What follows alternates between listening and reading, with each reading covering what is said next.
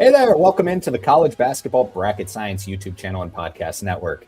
It is Thursday, about 11 o'clock a.m. on the East Coast. So Thursday means we have a special Bracketology show for you. So we're going to dive into the field of 68, every single team, including the mid-majors. So the outline of the show today is going to look like this. We're going to talk about what just happened this week, Monday, Tuesday, and Wednesday, which influenced these seed lines. We had Big Monday come back. We saw, Nebraska suffer their first loss on Tuesday. So we're going to talk about those. We're going to try and get through those quickly, and then we're going to dive into the meat of the show, which will be our Bracketology 1 through 68, along with our Bubble Watch. So if you're only here for that, I won't be offended if you skip ahead. Go ahead and look for the tan graphic. That's where we'll talk Bracketology. But if you stick with us through the, the first part of the show, the first segment, we are going to talk about what just happened with these individual player performances and why it boosted or lowered some teams' individual resumes.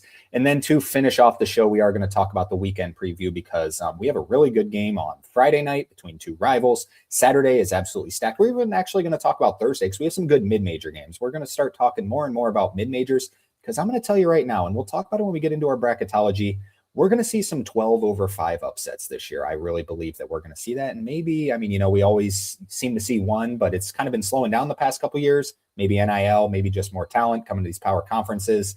We always see 11/6s, and a lot of 11s are, power conference teams now in the first four in Dayton.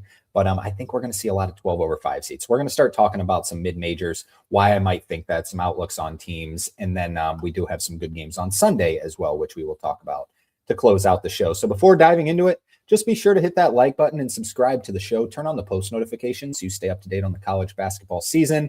Follow us on Instagram and TikTok at Bracket Science with 2 S's in the name. All right, let's go back and talk about what just happened as mentioned. Let's go back to Monday and talk about Big Monday, where number 1 Arizona, I know it was a couple days ago, so I'll get through them quickly. Won at number 13 BYU 86-83. BYU was down like 10 with just over a minute left, fought all the way back, but Braden Burries, he had 29 points in the game, was the leading scorer, but also had that huge block to kind of save the game at the end of the game. The guard, really smart play there. And Jaden Bradley, 26 points as well, becoming one of my favorite players in the entire country. Jaden Bradley is going to play in the NBA. I truly believe that. Obviously, Braden Burries and Koa Pete are going to do it as well. Arizona didn't get that much from the front court in this game. Mo Krivas didn't look very good in this game. Toby Owaka was in foul trouble. He was fine. And Koa Pete was, serviceable. And their front court is what is, their guards are obviously very good, but their front court is what kind of separates them as the best team in the country. But when your guards can also step up when your front court has a bad game and score 55 points combined, that sets you apart. That puts you to another level. This team can beat you in so many ways. They're fantastic. They're obviously, unanimous number 1 team in the country right now and would be your number 1 overall seed. For BYU, AJ Demansa, 24 points, was only 6 of 24 from the field in this one. A little bit of a, not as good a game as he obviously had against Utah, where he scored over 40 points in that one. But, a little bit of a struggle here. But even without their best player, they were still within 3 with, the number 1 team in the country. So we'll talk about BYU and their resume a little bit later. The first game of Big Monday was not as close. Number 4 Duke dominates Louisville 83-52. Cam Boozer, 19 points, 10 rebounds. For Louisville, Michael Brown Jr. was terrible in this one. 7 points, 1 of 13 from the field, coming back from that injury. This was his second game back, did not look very good. This was one-sided the entire way. Duke just dominated. What I did want to say about Duke is, there hasn't been a ton of talk. Like, there's been a ton of talk about Arizona, Michigan, even UConn, and Houston's getting a lot of love, as they should. As national championship threats, we're kind of just overlooking Duke, and a lot of the reason has been because of the offensive play at the guard position for them. We know Cam Boozer's awesome. We know Pat Ngomba's been really good at the center position. Their front court's really good. However, the offensive scoring, the scoring part from the guard play is kind of what has been keeping people back a little bit, including in the betting markets. However, what I did want to note is I'm not going to disagree with you. Caleb Foster has really stepped up, but on the defensive end, this Duke team should not be overlooked. John Shire is a tremendous defensive coach. Caleb Foster is a really good individual defender. I know he struggles on the offensive end, and I'm not going to disagree. However, we haven't seen this Duke team really go sideways on the offensive end. They struggled for a little period of time with their defense, but now that Caleb Foster has been playing most of the minutes instead of Caden Boozer, and Isaiah Evans has been playing better on the defensive end at the wing position, this Duke defense can really elevate them. When we think of the Houstons of the world, we think, well, their team ceiling so high because their defense is so high. we should be saying the same thing about Duke. John Shire is the best coach in the ACC right now. He's taken over the reins and has continued to win at an elite level. And a lot of that is because of these defensive adjustments he's made, and with Caleb Foster playing more of the minutes. So I understand the holdback on the offensive end, but when you have Cam Boozer, the best player in the country right now, heavy favorite to win the Wooden Award, along with the good on-ball defense that has really been stepping up as of late, this team shouldn't be overlooked at very much longer. All right, we're not going to talk about those other two games. We're going to keep moving and talk about Tuesday, where number 5 Nebraska did lose their first game at number 3 Michigan, 75-72. Let's talk about Michigan before talking about Nebraska. You know, Nebraska obviously controlled most of this game, but Michigan's size and athleticism just wore them down. Wore Nebraska down, as Fred Hoiberg said after the game. He's like, our guys are just exhausted at the end of the game, and Nebraska was playing shorthanded. They did not have Rank Mast, who I think is their most important player. Braden Frager is also out. He's, day to day with that ankle injury. But Merez Johnson Jr. was the best player for Michigan in this one. 17 points, 12 rebounds. Yaxel Lendeborg was just okay. Elliot Cadeau was fine, had a bunch of turnovers. The turnovers are kind of that's the issue for this Michigan team. That's definitely their downfall right now, is the turnover game. And this isn't just like a thing that popped up. You remember last year with Danny Wolf, Michigan really had a turnover issue as well. It's a little bit of the Dusty May offense that is forcing a bunch of that produces a bunch of turnovers. Dusty May, in my opinion, I actually want to just go back and at FAU, we made the Final Four then the year after when they were an at-large and were a 9 seed. They also really had a turnover issue. So it's a little bit of a Dusty May offense thing. Dusty May has done a great job on the defensive side this year. They have so much size, you can't score on them. However, Dusty May, in my opinion, is a similar coach to Nate Oates. Both play really up-tempo offenses. Both, want to just run and gun. As soon as they get the ball, just take off. Michigan slowed it down a bit this year, but remember with Danny Wolf last year, it was like, just go, go, go. It's a little bit the same this year. They're more talented than most teams, have more size.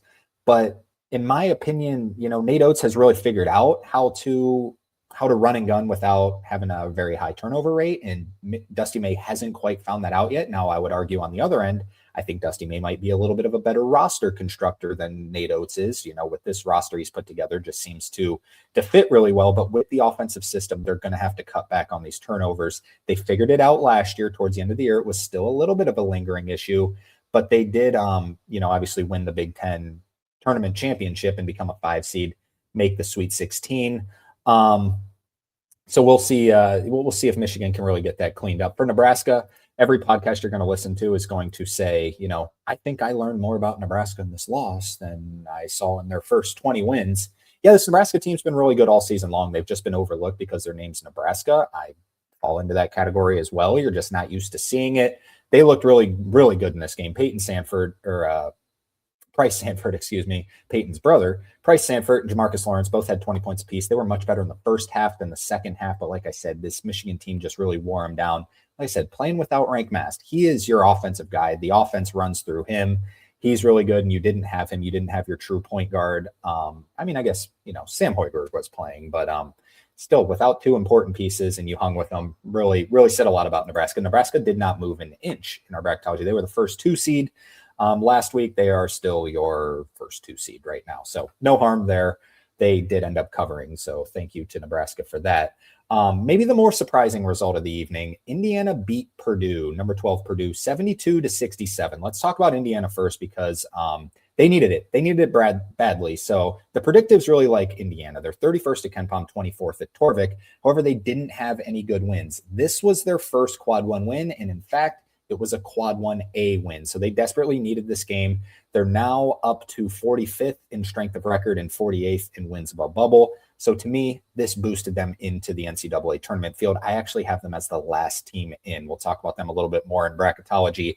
Dorn had 18 points in this one for Indiana. And, Lamar Wilkerson also had 19 points in this one. It's not like a super fun team, in my opinion, is Indiana. I expect them to be just knock down a bunch of threes, a little bit like Nebraska, a little bit even like an Alabama or, some of those fun teams that just really just shoot the lights out. Louisville, who is really struggling, but it's not like that. But Darian DeVries is just such a good coach and such a good defensive coach that he doesn't get enough credit for that. He's a really analytically sound coach. What he does is he forces a bunch of mid-range shots.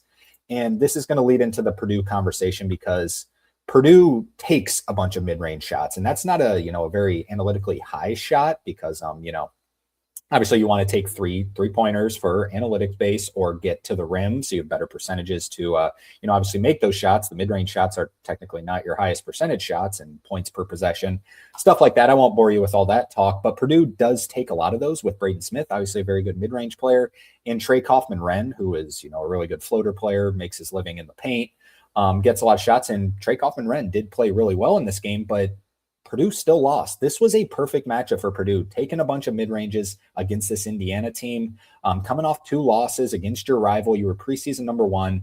Now, my concern, I'm not like going to act like, I knew Purdue wasn't good. I had Purdue as preseason number 1. But the one concern coming in was like, this team wasn't that great last year. They weren't bad last year. They were a 4 seed, but they got beat by Auburn by 1 million. Like the talent just wasn't all the way there. And they returned a lot of pieces, which is why they were number 1, including in my own rankings. I had them number 1. But the main concern is like, do they have NBA talent on this team? And I don't think Purdue has a player that will make a significant impact in the NBA. You can make the argument for Braden Smith. But outside of that, when you look at other previous national champions, obviously last year, Florida had a ton of NBA players. The previous year, UConn had a ton of NBA players. Even the year before that with the Sonogo and Jordan Hawkins and, those guys had a bunch of NBA players. Andre Jackson had a bunch of NBA players for UConn. So when you go back, there's always a bunch of NBA talent. The one outlier I can look at is that like Luke May, Brady Manick, North Carolina team with Roy Williams. But outside of that, going back, there's, you got to have some NBA pieces. And with the changing times, and these top end teams are obviously better than in years past, you got to have that. And I don't know if Purdue has that. So they're really starting to struggle right now. They got some things to figure out. Let's move on and talk about number 7, Michigan State, who did escape at Rutgers, 88-79 in overtime. Jeremy Fears Jr. had 29 points and 9 assists. It got into overtime thanks to a last-second three-pointer where it's been the whole thing of, do you foul up 3? I know John Rothstein and a lot of guys are like, you should foul up 3. You should foul up 3. You have to foul up 3. It's the world's worst thing in this planet, the worst thing going on in the world if you don't foul up 3. I kind of just wanted to mention that because like the stats show it's like very equal if you do foul up 3 and if you don't foul up 3. Just maybe a week ago when Oklahoma played Alabama, Oklahoma did foul up 3 or Alabama did foul up 3? I can't even remember, but I just remember the game. And, with the new continuation rule, you get fouled, you just go up and shoot it, and you're taking 3 free throws. So it's not like a 100% thing that you should foul up 3. Most, earlier in the season, St. Louis's only loss, so you can see on this graphic, they did just beat George Washington. Their only loss was to Stanford, and they fouled up 3. Stanford knocked down the first 2 free throws, missed it on purpose, got the rebound and scored. Like, you have a chance of losing in regulation. The statistics say it's about 50-50. So I just wanted to throw that out. Now, I will say I am a believer. Like, I would probably foul up 3 if I was in the position. I would rather, I don't know. I don't know, but just it's not like the craziest thing in the world if you don't foul up 3. But Steve Pikiell and Rutgers did not. And then once it got to overtime, it was all Michigan State. They were never going to lose the game. Jeremy Fears Jr. has been on an absolute tear. It's unbelievable for this Michigan State team. Like last year, coming into the season, we're like not a bunch of talent, and then they just have one guy that steps up. Jace Richardson ends up stepping up. This year, Jeremy Fears just takes that huge jump. Michigan State is awesome. They're going to be in, we're going to talk about their game against Michigan a little bit later. We'll save it for that. Kentucky lost at Vanderbilt by 1 million, 80-55. Kentucky. This team is still comfortably in the tournament, but they're not a team I'm going to pick to win one game in the tournament. I mean, it's going to be matchup based, but as of right now, I don't see it. But let's talk about Vanderbilt. Vanderbilt, lost 3 games in a row, and since then have just absolutely dominated. Tyler Tanner and Tyler Nickel both had 19 points in this game for Kentucky. They were 19 of 59 from the field. This team can't shoot whatsoever, less than 33% from the field in that one. So absolutely domination there from Kentucky's new coach to their old coach, number 15, Arkansas escaped one here with a win, 83-79. Oklahoma is struggling. Darius Acuff Jr. had 21 points, 9 assists. Arkansas was down a lot in this game. I had a friend who bet Oklahoma in this game plus 3.5. Was not happy at all by this, completely backdoor cover for Arkansas. Darius Acuff Jr. may be your SEC Player of the Year right now. That's going to be another one of my thoughts. So keep Darius Acuff Jr. in your mind because we'll talk about some other candidates here in a second. Oklahoma is on a 7-game losing streak. Why is that important? this is kind of a year for Porter Mosier where you kind of got to do some things. He is moving his way towards the hot seat. It's crazy that he was so much better at Loyola Chicago than he is at Oklahoma. And it's not like just that one season where he made the Final Four. He had other teams that were at-large teams and, won some games in the NCAA tournament. Remember, they beat Illinois that one year when Illinois was a 1 seed. Loyola Chicago was an 8 seed. It just hasn't gone the same way at Oklahoma. This has been a very disappointing season. Number 23, Alabama drilled Missouri. Missouri is, I don't think they're very good. I don't think they're very well coached, quite frankly. This team's really frustrating to watch. For Alabama, Latrell Wrightsell Jr., 21 points, had 7 threes, so all his points coming from the three-point line. Charles Bediako did play, and the whole story is they removed that judge who was the donor for Alabama off of his case. We're still awaiting a decision to see what his future is going to be. He is playing really good, though. He fits in well. He had 14 points, 6 rebounds, and only 18 minutes in this game. If they can continue to incorporate him and build some, familiarity with him, this team could be scary, but I'm still not all the way there. Number 17, Virginia in Notre Dame. Virginia won in double overtime, 197. This was the most entertaining game of the day. Just back and forth, just big shot after big shot for both teams. Testa Ritter had 32 points and 8 rebounds in this game. He was just fantastic. Notre Dame they still haven't beaten a ranked team under Micah Shrewsbury. I think they're 0-11 now. That is crazy. That is an insane stat, especially on your home court here. You had it. Couldn't get it done. NC State drills Syracuse. Red Autry, speaking of coaches that are very, very hot, it's not looking too good. I'll be surprised if they don't make a coaching change. Virginia Tech did beat Georgia Tech, no surprise. Number 24, Miami of Ohio stays undefeated with barely holds off UMass. UMass actually had a shot from about half court to win it. Did not go in, so Miami of Ohio moves to 21-0. UConn beats Providence. Kim English might be the new face of the hot seat. Providence will be going in another direction this year, I would expect. Creighton really starting to struggle again. Marquette drills them 86-62. Where did this come from? Marquette's been terrible all season. They get the job done. Creighton now solidified off of the bubble. UCF and Johnny Dawkins come back to beat Arizona State. Arizona State will also be looking for a new coach next year, I would believe. West Virginia beats Kansas State. Jerome Tang, we'll see about him. But West Virginia is sort of on the bubble. They're in position to maybe get there. They're going to have to pick up some big wins. They do get the job done here. We mentioned St. Louis did beat George Washington. Close game, but St. Louis has a grit about them. They have the analytics coach with Josh Schertz. They have Robbie Avila. I cannot wait to take St. Louis to make the Sweet 16 this year. That's going to be just like the automatic fill-in. This team's good. This team is not just like a fun story. This team is really good. They're 21st in the country. They are fantastic. Nevada beat Grand Canyon. New Mexico didn't have any issues at UNLV. And then Rhode Island won at Dayton in overtime. Dayton has now lost to LaSalle and Rhode Island in the past week. Anthony Grant, very, very hot right now on the hot seat. Let's move into Wednesday, where Tennessee beat Georgia in overtime. This was a really, really good game, 86-85. Georgia had a rough week this week. They're going to drop quite a bit in our bracketology. They lost at home to Tennessee. And who was the other game that they lost this week? I don't know. They lost 2 games this week. But Tennessee balanced scoring across the board. Jacoby Gillespie was really good. Texas lost at Auburn. Texas actually led a lot of this game, but Auburn came all the way back. So we talked about Darius Acuff Jr. as a potential threat for SEC Player of the Year. Keyshawn Hall is right there as well. Auburn continues to win games. Auburn is now, let me actually double check. I believe they're 5-3 in the SEC, which is tied for 4th place, along with Vanderbilt and Kentucky. Florida, Arkansas, and Texas A&M are the 3 spots ahead of them. And Auburn's played a tough start to conference schedule. Excuse me, no, they haven't. They've played the 10th hardest schedule, as according to KenPom right now. But the teams above them, Arkansas has played the 12th hardest schedule in the SEC. Florida's played the 14th hardest schedule, and Texas A&M has played the easiest schedule in the SEC. So Auburn has a chance to climb up and be an impact in the SEC race.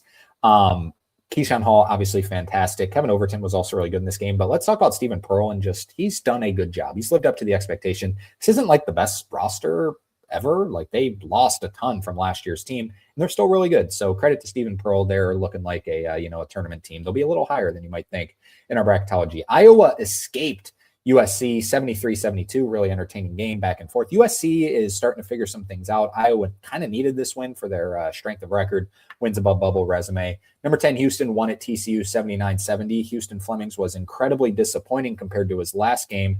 In this one, he only had 27 points. Is that any good? Yeah, he is fantastic. Coming off of that 40-plus point performance, he had 27 points in a in-state game at TCU. Kingston Fleming's looking like a top 5 draft pick. He's awesome, as is Houston. Number 19, Florida went to South Carolina and beat them 95-48. Now, South Carolina, you might be thinking, well, South Carolina is the worst team in the SEC. Not quite. Analytically, yes, they're 87th. Mississippi State's second worst at 83rd. But in the standings, South Carolina is always scrappy at home. South Carolina is 2-6 in the SEC. Oklahoma, who we mentioned, they're 1-7, as is LSU, who's also 1-7. So going and giving it to any team in the SEC inside the top 100 by 47 points just kind of shows what this Florida team can be. Florida is 8th at KenPom right now. They're projected to win the SEC at KenPom by 2 games. So Florida is still right there and in position to, be the class of the SEC this year. San Diego State had no problem with, speaking of Florida, I just did want to mention, we talked about Darius Acuff and Keyshawn Hall. Tommy Houck should be in the conversation, especially if they win the SEC, to be the SEC Player of the Year. San Diego State had no problems with Colorado State. UCLA won at Oregon. Oregon is god-awful. Miami beat Stanford. Stanford's starting to fizzle off the bubble. And then Wisconsin escaped kind of disaster against Minnesota. Minnesota was beating them for a while. Wisconsin came back. Number 25, St. John's had no issues with Butler, 92-70. Dylan Mitchell, still one of my favorite players in the country, 14 points, 13 rebounds. Seton Hall escaped Xavier. I know they won by 18 in this one, but Xavier led a lot of this game, and then Seton Hall just dominated the second half. Baylor is terrible. They lost at St. John's 92-70. Baylor is now 1-7 in the Big 12. Baylor and Kansas State are your 2 worst teams in the Big 12 at 1-7. Utah is right there as well at 1-6. But Cincinnati 3-5, starting to get a little better. They're 214th in offense. Yeah, that's not very good. But neither team really even on the bubble right now. Cal suffered a tough loss, one you just can't lose. 63-61 to Florida State. A team on the bubble is Cal, and this is a tough one. LSU lost at home to Mississippi State, 80-66. Matt McMahon squarely on the hot seat as well. Josh Hubbard continues to be awesome.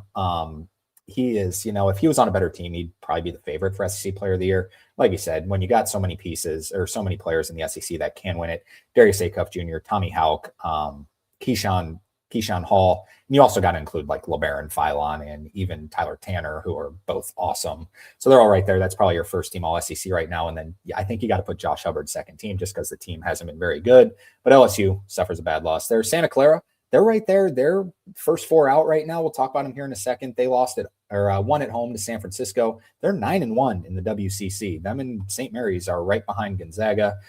Illinois State won at Murray State. So now Murray State is not going to be our automatic qualifier out of the Missouri Valley. Illinois State 75-65.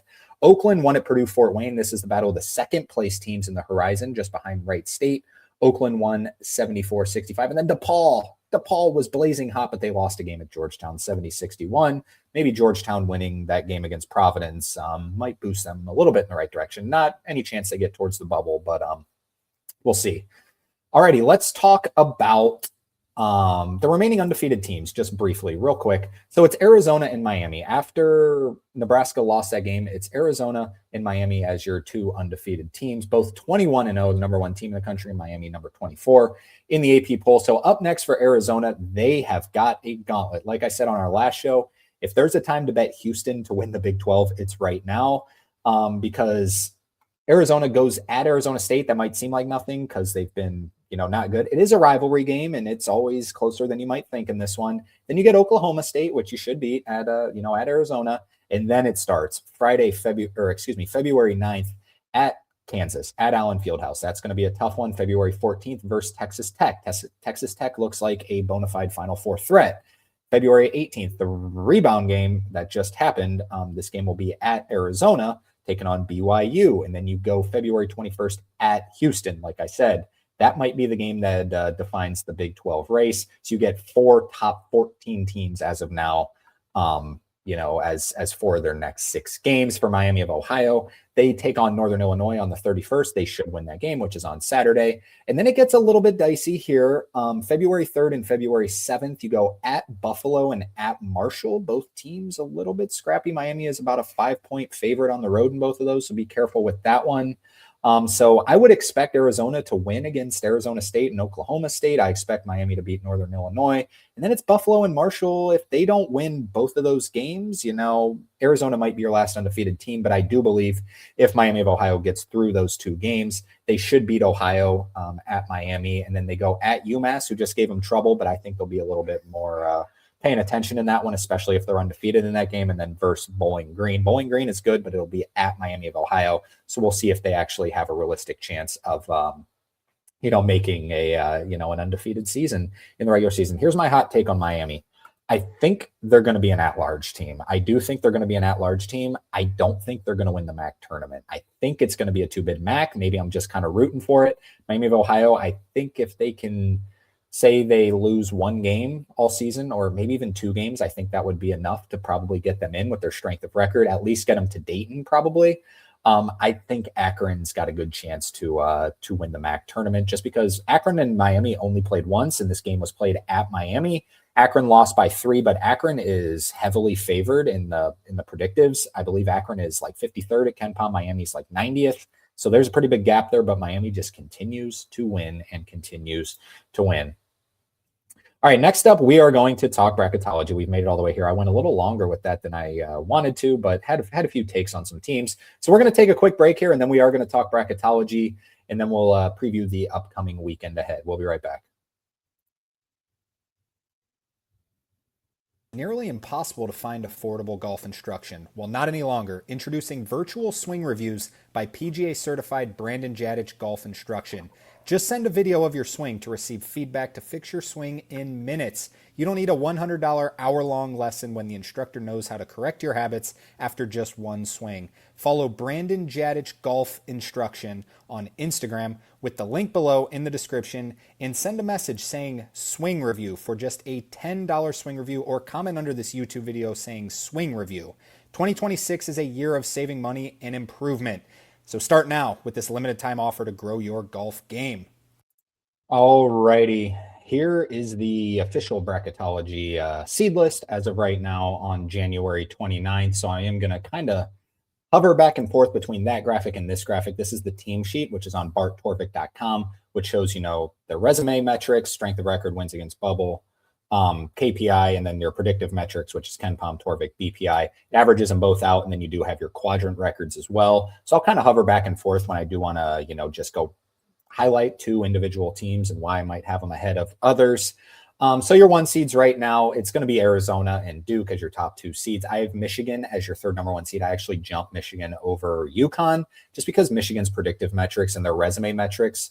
So like, for example, I'll kind of explain it here. If you look at Michigan, this is just labeled by net. So Michigan's 3rd in the net compared to UConn 8th in the net. So if you looked at their resume averages, Michigan has an average of 3.3, as is UConn. So very similar right there. And then when you look at the predictives, Michigan has an average of 2 compared to UConn being 10.7. So that's why I did end up boosting Michigan. I had UConn over Michigan for a little bit because UConn was number 1 in wins above bubble and, like 2nd in strength of record.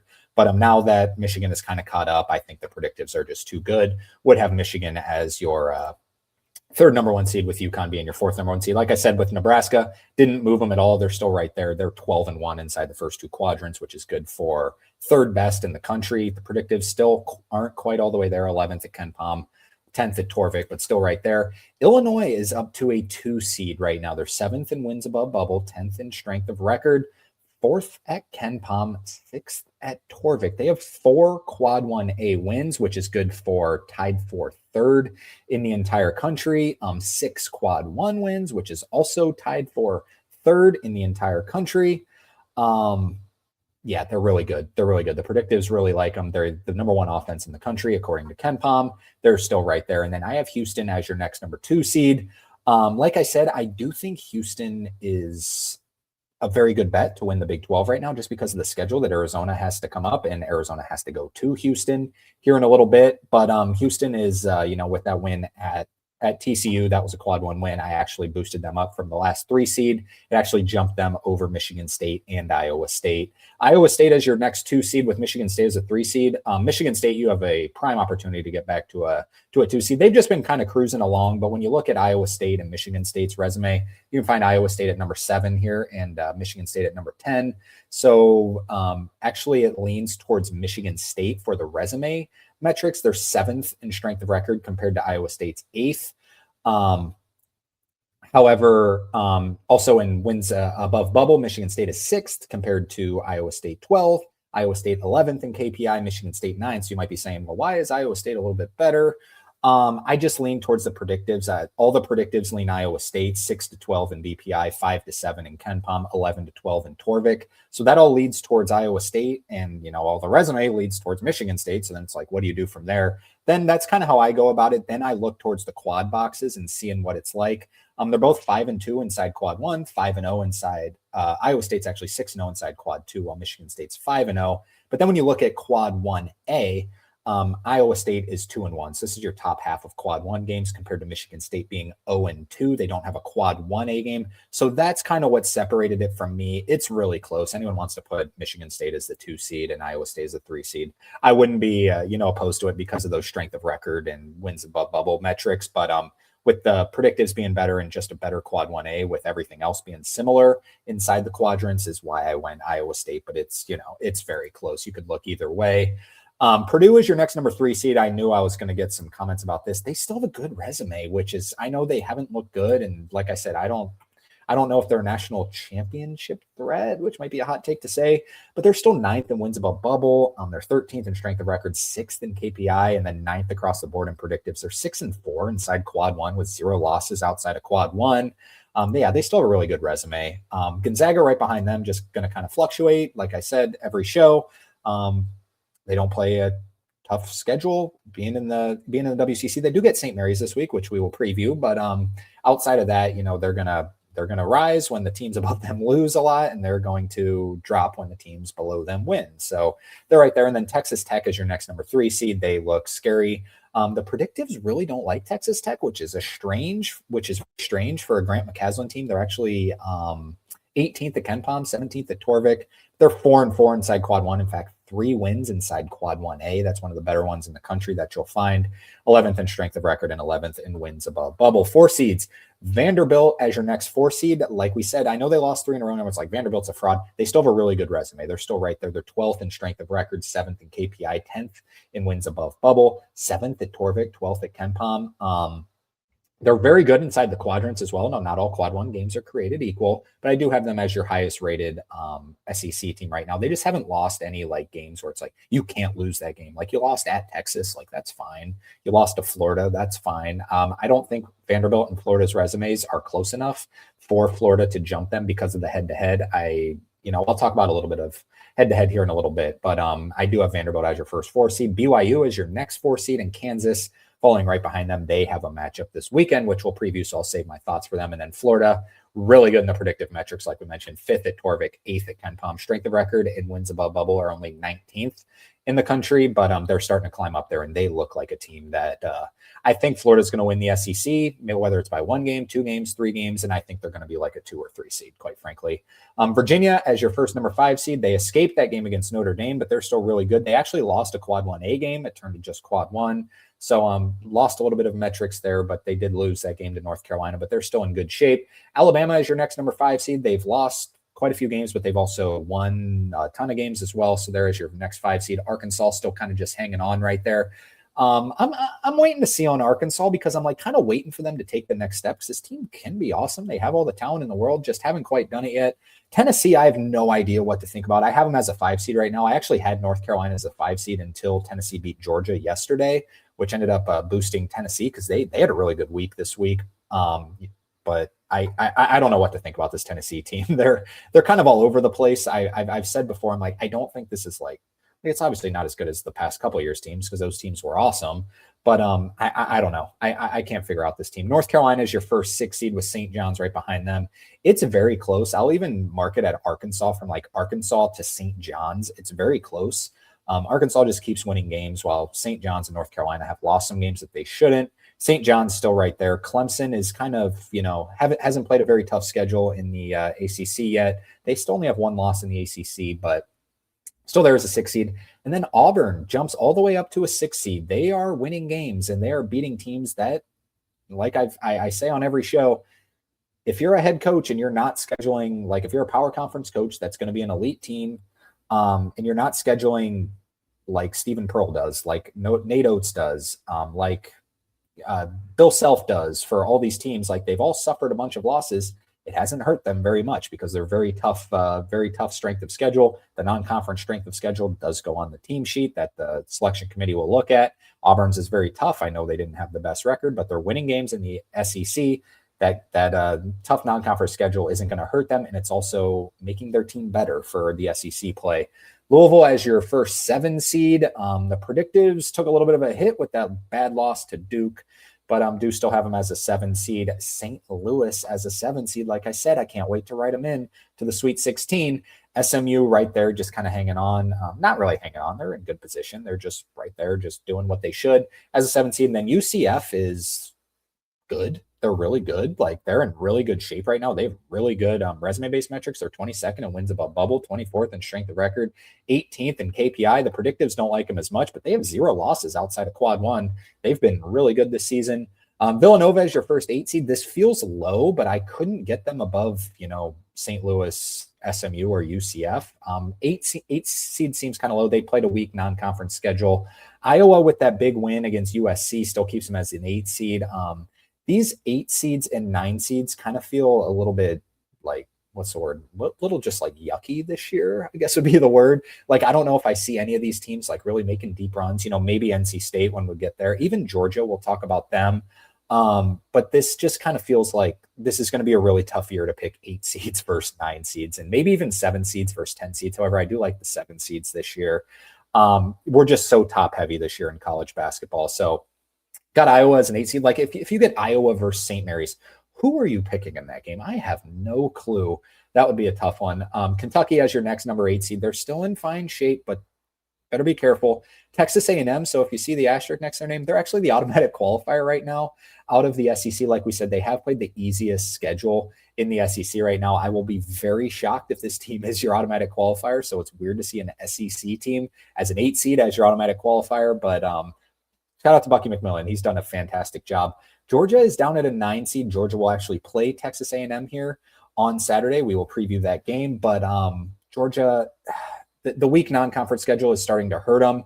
And with suffering just a couple losses in the past couple weeks, they're starting to fade out a little bit. I like this Georgia team. Like Georgia would be one of my comfortable teams to pick over an 8 seed because I think they're really good and they have some firepower. But that weak non-conference strength of schedule holding them back. Utah State still hanging on, playing a little bit better ball. St. Mary's still right there as a 9 seed. Then NC State I got up to a 9 seed. I don't know why. Their resume seems to like never get hurt. They only have 1 loss outside of quad 1. It was a quad 3 loss, which isn't very good. It was that game against Georgia Tech. But outside of that, they've been fine. They're 7-5 inside the first 2 quadrants. Strength of record and wins above bubble isn't fantastic, but the predictives are very good. Got them as a 9 seed. Got USC and Wisconsin. So this was the one head-to-head where USC and Wisconsin, I kept going back and forth. I'm like, God, these resumes are so similar, as I do with a bunch of these. But I'm like, God, they're so similar. I actually had Wisconsin. I'm like, I'm just going to slot Wisconsin just a hair ahead of USC. It was really close. And then I remembered as I was filling out the bubble graphic, I'm like, oh, wait, USC just won at Wisconsin. So that's the one instance where I do think head-to-head matters a little bit, especially when it's a road win at Wisconsin. I think that does matter. Like if USC beat them at home, it's like, yeah, you should protect your home court. But winning at Wisconsin, I did put USC as your first 10 seed with Wisconsin as your second 10 seed. Miami, Florida still hanging on right there. They've had a good week, moved out of the first 4 for us into a 10 seed in the last 4 bye, with UCLA being your last bye team. So let's switch over graphics before talking about the bottom seeds and talk about the bubble. Like we said, USC, Wisconsin, Miami, and UCLA, 3 Big Ten teams in there as the last 4 bye. Last 4 in, so teams that would be going to Dayton as part of the first 4. New Mexico, Ohio State. Ohio State's metrics took a little bit of a hit. They went to overtime with Minnesota, a home game for Ohio State, and then Virginia Tech I do have in, and like I mentioned, Indiana. Indiana only has 1 quad 1 win. However, the predictives are so good that I think it's good enough to get them to Dayton right now. So I would have New Mexico playing Ohio State, Virginia playing Virginia Tech playing Indiana. First team out, I have Texas. Texas has a decent shot, but like I said, I've seen a lot of metrics or a lot of bracketologists putting Texas in. I'm not 100% sure why. Even Bart Torvik actually has them as an 11 seed, which is strange because they're 59th in strength of record, 55th in wins above bubble. You want to be in the 40s as like a bubble team. They're 65th in KPI. The predictives are an average of 36, which is fine, but they're 3-6 in quad 1, 1-2 in quad 2, 4-8 inside the first two quadrants. That's not too great. And then they're 0-1 in quad 3 and 7-0 in quad 4.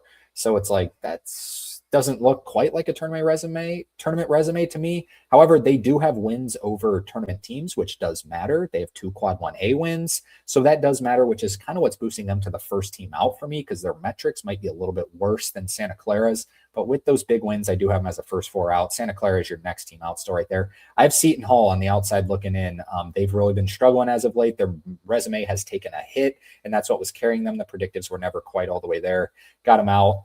George Mason also as your next team out. They lost earlier in the week to I can't even remember who they lost to, but they lost earlier in the week, so they now have 2 losses. Still good strength of record, but still right there. Missouri, Cal, Oklahoma State, and Stanford as your next 4 out, and then just kind of next in line was somewhat of a chance.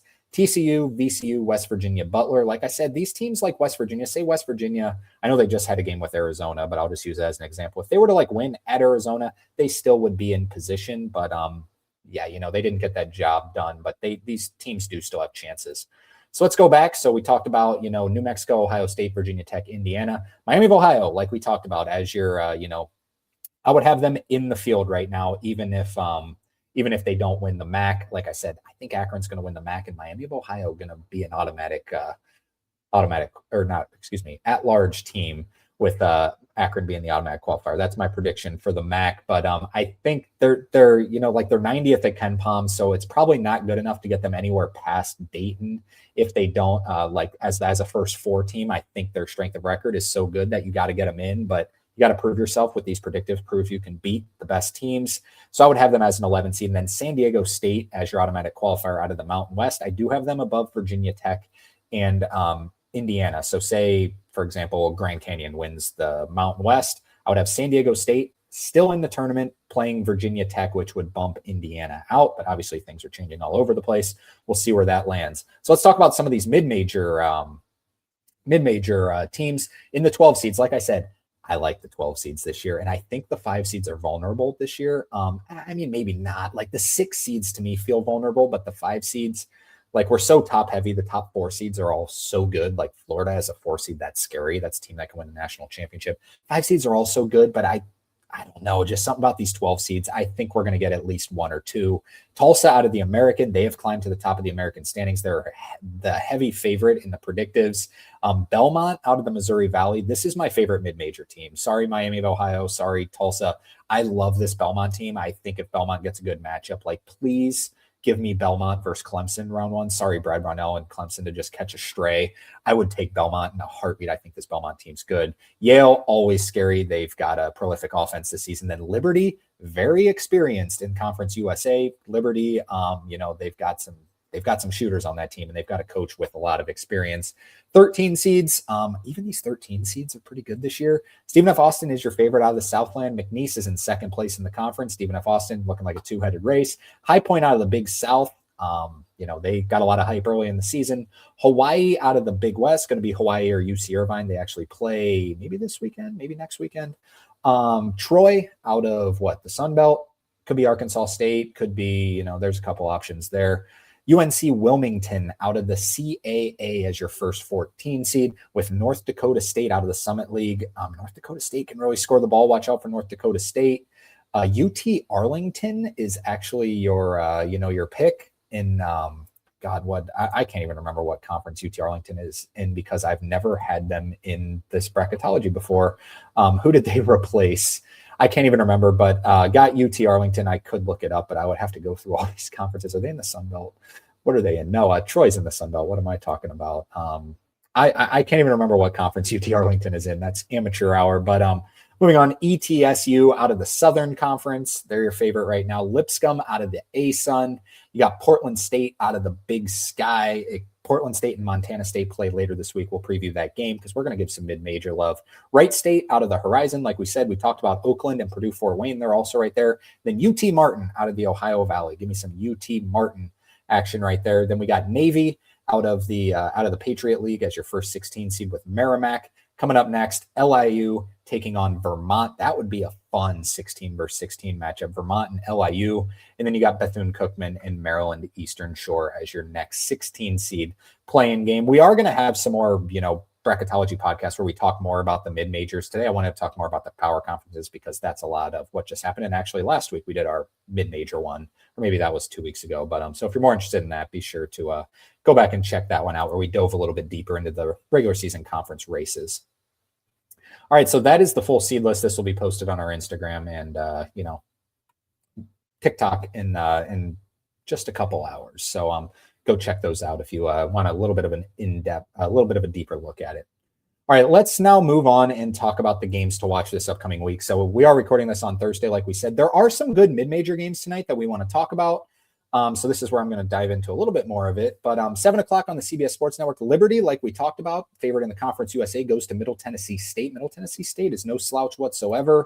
Liberty is favored by 1.5 on the road in that one. Then 7 o'clock on ESPN Plus, your top two teams in the America East. Like I said, Vermont versus LIU would be a fun 16 versus 16 first four game. UMBC is right there as well. Yes, the UMBC, that is the team that beat Virginia, was the first 16-over-1 seed back when Ryan Odom was there. They're still fine, but Vermont is favored by 7.5 at home in that one. Go watch that game and watch Vermont's gym. It's really fun. It's very small. 7 o'clock FS1, Colorado at number 8, Iowa State. Iowa State favored by 18.5. 8 o'clock ESPN2. Florida Atlantic is tied for first in the American still. Tulsa, like I said, is the favorite, but Memphis also, you can never just give up on Memphis. They've got the most accumulated talent. Memphis favored by 2.5 at home. Florida Atlantic did beat them earlier this season. 8 o'clock on Peacock. Penn State at Northwestern. Yeah, whatever. 9 o'clock FS1, Washington at number 9, Illinois. Illinois favored by 12.5 in that one. I would have Illinois as a 2 seed. Washington, not completely dead for an at-large resume, but not real close yet. But this would be obviously a great start. Quad 1A win. 10 o'clock on ESPN Plus, Portland State, like we mentioned, out of the Big Sky, taking on Montana, who is in third place behind their rivals Montana State. But Montana has the best player in the conference in Money Williams. Portland State looks like the best team. Portland State favored by 4.5. 11 o'clock on ESPNU. I knew they played at some point. Hawaii and UC Irvine, two teams tied for first in the Big West. UC Irvine favored by 1.5 in this game. This is Hawaii actually beat them on a buzzer beater at Hawaii earlier in the season. Definitely by far your two best teams in the Big West. All right, let's move on to Friday where there's only one game that we got to note. Number 3, Michigan at number 7, Michigan State. I know I don't have the KenPom line on there. It is Michigan on the road favored by 1 at Michigan State. I think Michigan State's going to win the game. I'm going to take Michigan State in this one. And what this is going to do is, this is kind of the thought that I was mentioning earlier. I don't think Michigan's going to win the Big Ten. Purdue's looking like they're not going to win the Big Ten. I'm going to go against Nebraska. I'm sorry, Nebraska fans. I think it's going to be Illinois or Michigan State who wins the Big Ten. I think this could really turn the corner right here. This might age poorly in about, 32 hours. But I think Michigan State's going to get this win, switch the automatic qualifier from Michigan to either Michigan State or Illinois, or actually probably switch it to Nebraska. But Nebraska is going to have a tougher schedule coming up as well. I think it's going to be Michigan State or Illinois. To me, they look like right now, I know Michigan just beat a top 5 team and Nebraska's been awesome, but I don't know why I just trust Michigan State and Illinois a little bit more right now. They look really good. I'm going to take Michigan State to win that game straight up. Moving on, let's talk about Saturday because this is the game day to know. Separated into 2 graphics. First one's going to be must-watch matchups at noon on ESPN. Number 4 Duke at Virginia Tech. Like I said, Virginia Tech last couple teams in. They get Duke on your home court, but Duke is favored by 11 on the road. 12 o'clock ESPN2. Texas Tech at UCF. Number 11 Texas Tech is favored by 2 via KenPom on the road in that one. Like I said, UCF, good home court environment. Can Texas Tech continue to knock down threes at a crazy rate? We'll see. 1 o'clock CBS, your 2 best teams in the Mountain West, San Diego State and Utah State. New Mexico's right there. That was disrespectful to New Mexico. They're right there, but two of them. Utah State favored by 6 at home. San Diego State's in first place in the conference. I have a future relying on San Diego State. I did hedge it with Utah State a little bit earlier, but so we'll see about that one. 1 o'clock, SEC Network. As mentioned, Texas A&M, your top team in the SEC standings right now at Georgia. Georgia coming off a rough week. Georgia favored by 3. We'll see about that one. That one's going to be just so high-paced. The fast guards of Georgia, Texas A&M playing buckyball, pressing everything. Should be fun. 2 o'clock on TNT, number 1 in the land. Arizona goes to Arizona State. That game we talked about, rivalry game. Arizona State favored by 15. Arizona favored by 15 on the road. 2 o'clock on Fox, Ohio State and Wisconsin. Wisconsin has a last 4 bye team. Ohio State has the last 4 in team. Desperate times for both of them. Wisconsin favored by 3 at home. 4:30 on ESPN. This is the game of the day. Number 13, BYU and AJ DeManza at number 14, Kansas and Darren Peterson. Darren Peterson didn't play last week. It's looking like he's going to play this week. I hope he does, just because we want Peterson versus DeManza. Kansas favored by 4 at home at Allen Fieldhouse. I think Kansas is going to get the job done here, especially if Darren Peterson plays. I don't want to make anyone too mad, but I don't think BYU is a national championship threat. I don't think they have enough pieces around AJ DeManza, Richie Saunders, and Rob Wright. Kebaketa's fine. He's just a little bit small for a center. I know he plays a lot bigger than he does, but with Kennard Davis, he misses a lot of shots. I know he's been just going through a cold shooting spell, but even outside of that, I just don't think their depth is all the way there. I don't see this as a national championship team. I actually think Kansas is better, quite frankly, but the firepower's there. AJ DeManza could drop 40 on him again, but so could Darren Peterson. I think Kansas is going to get the job done. At 5 o'clock on Peacock, Indiana, last team in actually in general. UCLA, last 4 bye team. This game will be played at Pauley Pavilion. UCLA favored by 2 in that one. 6:30 ESPN. Give me UCLA to win that game, by the way. I think UCLA gets it done at home. 6:30 ESPN, Kentucky and number 15 Arkansas, the spiraling Kentucky team, who's 5-3 in the SEC. That's not too bad, but yeah, I think we can all agree that they're kind of spiraling. At John Calipari, Arkansas favored by 6 in this game at Bud Walton.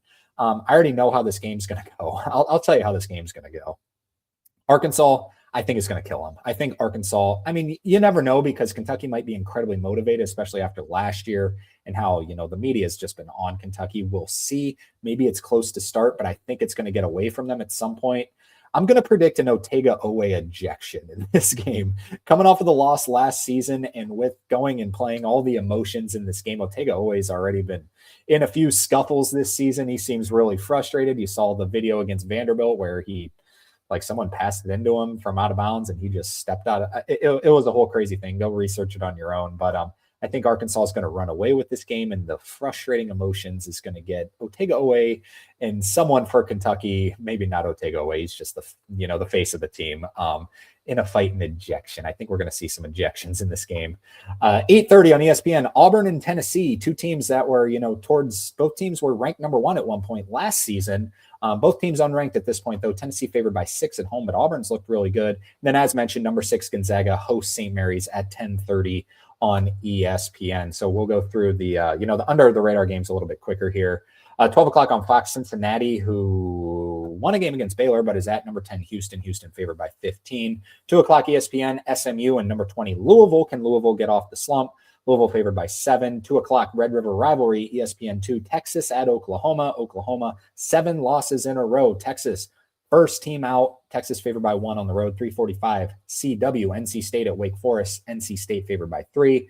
4 o'clock ACC Network, Cal needs it. They go to Miami. Miami favored by 7. 4 o'clock ESPN2, Baylor and West Virginia. West Virginia can't suffer a loss to this bad Baylor team. West Virginia favored by 4. 5 o'clock ESPN Plus, as mentioned, Montana State and Portland State. We'll see what Portland State does against Montana tonight on Thursday, but this could be either way. Even if Montana were to beat Portland State, this would be your top 2 teams in the standings in the Big Sky. 6:30 on USA Network. George Mason, like we mentioned, they're still there at St. Bonaventure. George Mason favored by 2 on the road.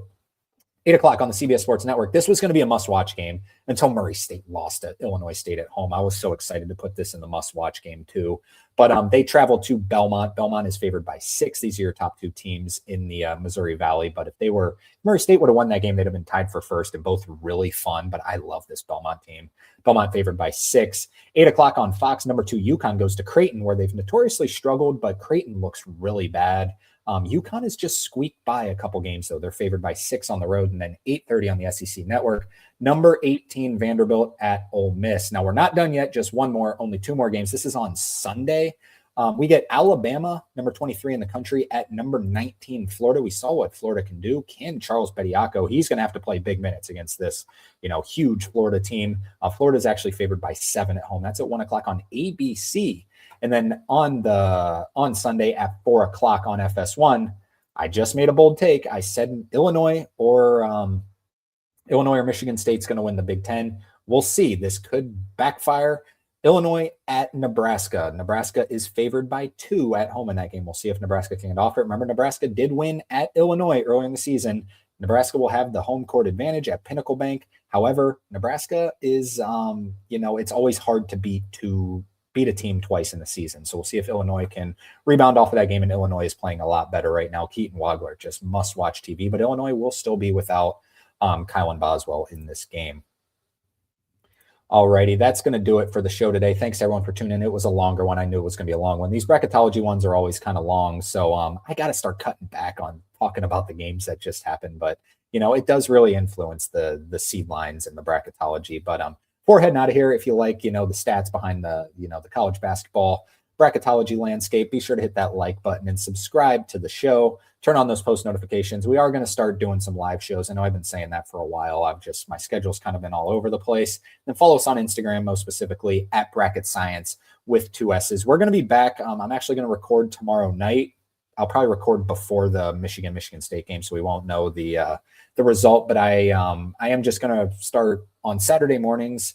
It's going to depend whether I just do a weekend preview like today. I did Bracketology Plus weekend preview, or we're going to do a fun stat. So this weekend it's going to be, the statistically what you need to have to be a national championship contender. So we'll talk about specifically based on KenPom, offensive rating, defensive rating, stuff like that. So that's going to be our next one. So be sure to come back for that one on Saturday. Everyone enjoy this weekend of hoops. Stay safe out there in the cold. Till then, take care.